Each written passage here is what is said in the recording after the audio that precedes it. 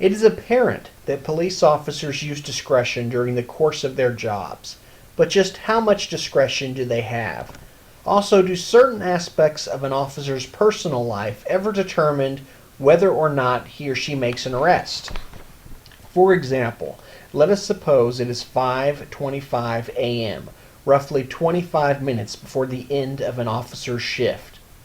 He is driving around in his patrol car and sees a man who is obviously intoxicated yelling loudly. Yes, the officer could certainly arrest this individual for public intoxication and disorderly conduct, but what if making an arrest means that the arresting officer will have to stay over and fill out a mountain of paperwork in order to process the individual? Suppose the officer has a parent-teacher conference and wishes to go home and get a few hours of sleep before heading off to the school. So rather than making an arrest, the officer in this case may opt to counsel the individual and tell him to go home, or the officer may opt to simply ignore this and turn the car down another street. Does adaptive arrest behavior such as this occur? In her book Arrest Decisions, What Works for the Officer, Professor Edith Lynn makes a convincing argument that this adaptive arrest behavior occurs all of the time. In this book, Professor Edith Lynn, a 21-year veteran with the New York City Police Department, examines what she refers to as adaptive arrest behavior. According to Lynn, this phenomenon occurs whenever police officers rationally calculate both the personal benefits and consequences that are associated with the process of making an arrest. Currently, the 37,000-member New York City Police Department has the dubious distinction of having perhaps the longest and most complex arrest processing procedures in the country. As a former NYPD lieutenant, Lynn is intimately familiar with the problems associated with the city's arrest processing, and she incorporates insider knowledge into her book. Based on her past experiences, the author contends that some officers may engage in arrest sharing arrangements. This entails behavior where officers pass off their arrests to one another in order to either accrue overtime or go home early. For example, Lynn contends that during the pre-Christmas shopping season, an officer can almost always find a heavy hitter, a cop who is hungry for overtime money and willing to process a fellow officer's arrests. There are also empty suits, who are officers that prefer to leave work on time and will often avoid making an arrest at all costs, especially toward the end of their tour. Clearly, the author has tremendous insights into the types of opportunistic behaviors that police officers engage in during the course of their workday.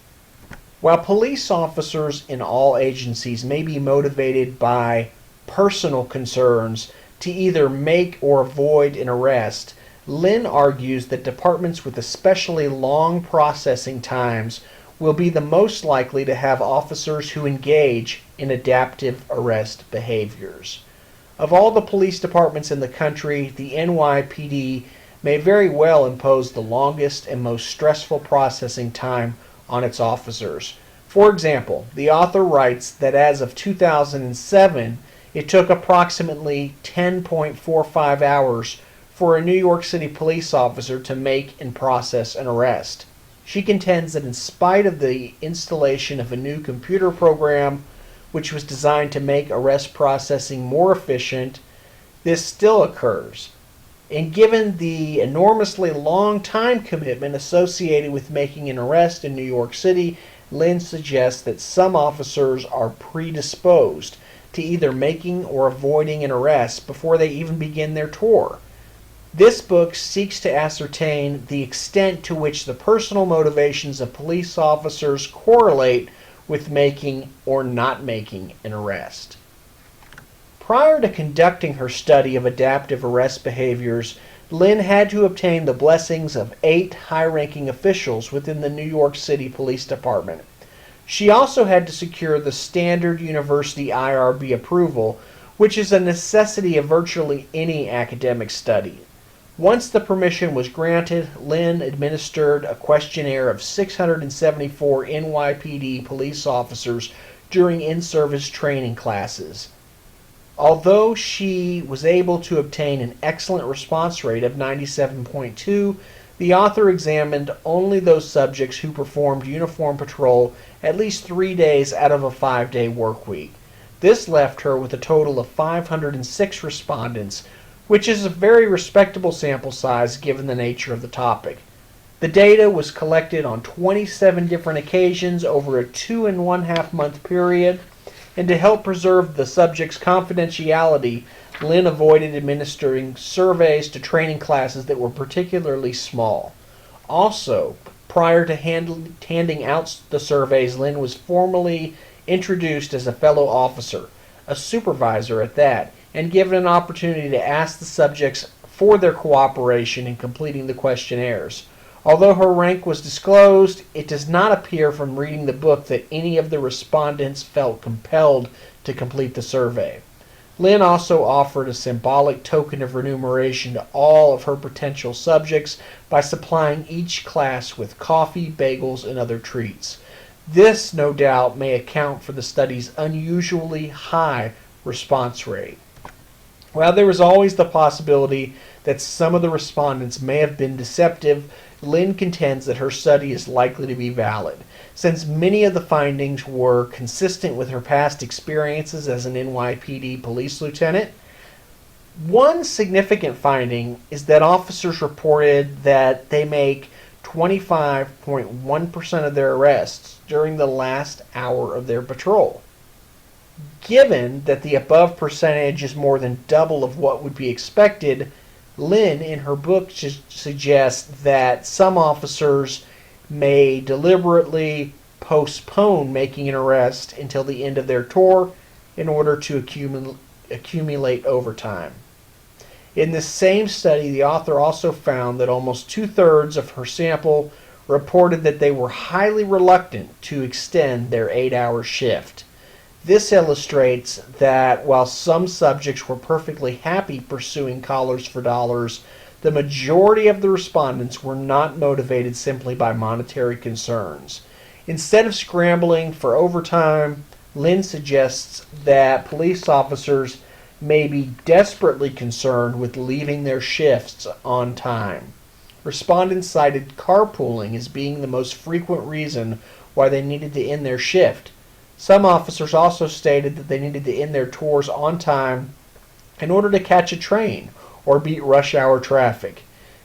There were even officers who were afraid that they might fall asleep behind the wheel if they worked too many hours beyond their 8-hour shift.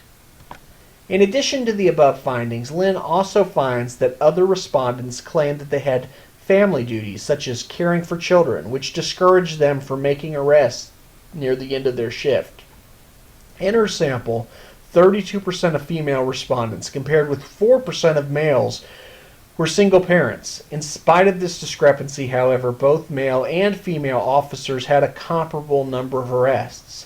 Regardless of an officer's gender, Lynn suggests that NYPD officers seldom make arrests. Even though an overwhelmingly majority of the respondents stated that there were ample opportunities to make arrests, almost 1/3 of the subjects reported making no arrests on any given month. Also, the overall arrest average for the officers was found to be only 1.6 arrests per month. The author attributes these low arrest rates to both the subjects' post-work commitments and the perceived burdens associated with arrest processing, such as dealing with assaultive or verbally abusive prisoners. Besides identifying the problems associated with long arrest processing procedures, Lynn also provides recommendations that are designed to make police agencies such as the NYPD more efficient. These are very informative and something that I think is very interesting when you're looking at the book. First, the author suggests that patrol cars should be equipped with laptop computers that allow officers to send documents to the station house electronically from the comfort of their vehicles. Also, Lynn contends that police agencies must rely on civilian correctional employees to handle the majority of the processing. Many departments throughout the country do have these procedures, and they're going to have shorter police processing times. In the shorter the police processing time, I think the less likely you're going to see officers try to manipulate the arrests, and you're going to see less likely to try to calculate and either avoid arrests or seek arrests. When you have tasks like photographing, fingerprinting, and medical screening, these are very time consuming, and if they're turned over to trained civilian jail personnel rather than patrol officers, this will also save time. Again, in many agencies, this practice already exists, but at the time of this book, NYPD officers were currently responsible for performing all of these duties upon making an arrest. Lynn contends that if these tasks were delegated to other employees, police officers could spend more time patrolling and less time engaging in adaptive arrest strategies. Finally, the author writes that it would be beneficial to implement round-the-clock processing. She argues that this would reduce the incentive for officers to alter their arrest-making behavior. For example, Lynn writes that this practice might prevent an officer working the graveyard shift from arresting a suspect the Saturday night before the Super Bowl just so he or she could be rescheduled and finishing the process well before Sunday's big game. Professor Edith, I think, raises some very important issues throughout her book. She reminds us that police officers are motivated by personal considerations, and they will often use their discretion to make or avoid an arrest. Obviously, if an officer encounters a crime like a murder or a sexual assault, well, then an arrest is going to have to be made. But if an officer comes across a misdemeanor offense or even a nonviolent felony offense, Edith Lynn's book raises the possibility that the crime may very well be overlooked. Or, on the flip side, an officer may overzealously make arrests in order to accrue overtime. If you talk with police officers, they will tell you that they know where the crack houses are. They know where the drug dealers are. And most nights, unless there's a complaint or disturbance, the police will leave the drug dealers alone. However, let's suppose that an officer who is a single mother needs to buy expensive braces for her child. She needs a little extra money. So what if she decides to swing by a drug hotspot on her way home for the sole purpose of making an arrest? And for the sake of discussion, let us assume that the officer waits until the end of her shift so that she can accrue overtime. I would think that defense attorneys might have serious issues with this type of behavior. Yes, it might be true that their clients were engaging in illegal behavior, but shouldn't the motives of the arresting officer be examined?